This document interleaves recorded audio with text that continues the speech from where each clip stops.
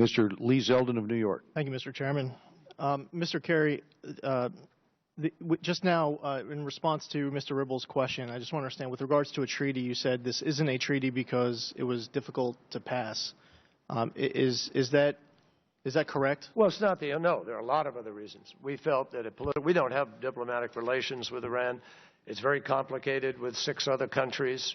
It's just very complicated process. So we thought that the easiest way to get something that had the leverage, had the accountability, could achieve our goal was through a political agreement. Yeah, and that's what we have. And Mr. Secretary, if you would be able to submit for the record just a little more background as to why this is not treated as a treaty, I think it would be helpful for us to understand. Absolutely, sure. I'd be happy to do it. And you said a little bit earlier the reason why Iran came to the table is because they wanted the relief from the sanctions. The Iranian Supreme Leader said the Islamic Republic of Iran will not give up support of its friends in the region, the people of Palestine, of Yemen, the Syrian and Iraqi governments, the oppressed people of Bahrain, and sincere resistance fighters in Lebanon and Palestine. There is so much state sponsorship of terror in that list, Mr. Secretary. Hezbollah leader Hassan Nasrallah said this past weekend the United States remains the great Satan both before and after the nuclear accord. The leverage, as you said, that brought the Iranians to the negotiating table was the sanctions relief.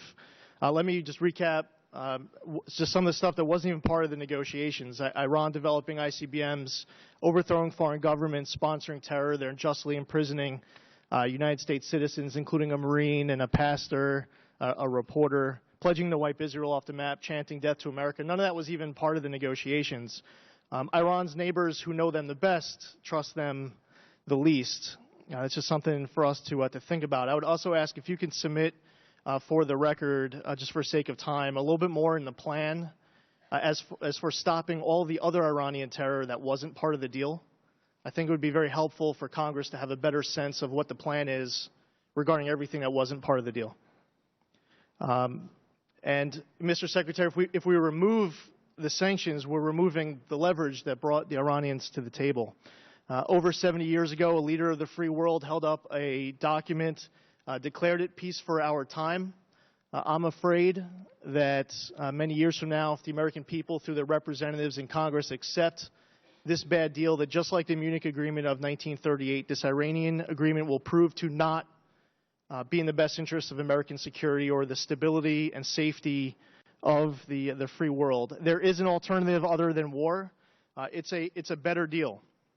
Now, you said getting a better deal is fantasy land. Some other stuff that I would consider fantasy land is believing that you have access to military sites when the Iranian leadership tells us. Fantasy land is agreeing to a 3-member advisory board where one of the members is declared an independent member, but there is no details in the agreement whatsoever as to how that independent member is selected. Fantasyland is saying that there is a secret deal with Iran, that there is no secret deal with Iran and the IAEA, even though we're acknowledging that there is an agreement and that it's secret. Fantasyland is saying that this deal provides 24/7 where necessary, when necessary inspections, which don't in fact exist. Fantasyland is saying that Iran does not want to destroy the United States, dismissing their Death to America pledge as just rhetoric. I don't believe that this is a great option, as you just said to the last person. I know it. The American public knows it, that there is an alternative other than war, and it's a better deal. America got played like a 5-string quartet. Mr. Secretary, a lot of Americans have fought and died to make our country the greatest nation in the world. And you, sir, respectfully, you don't have the power to surrender our greatness. And I would strongly, with all these hypotheticals, that if Congress rejects this deal, that everything falls apart. You have not yet answered what you would do next. What would you 3 secretaries do if Congress rejects the deal? Because the answer on the next day is that no one shows up to work. No one is working with the international community to try to protect America and the free world. So if Congress rejects this deal, when you wake up the next morning, sir, what would you do? Well, Congressman, you threw a lot out there all at once. All of us take affront at the comments that are made publicly by many people in Iran, whether it's a general or a leader of one kind or another, or the Ayatollah's comments.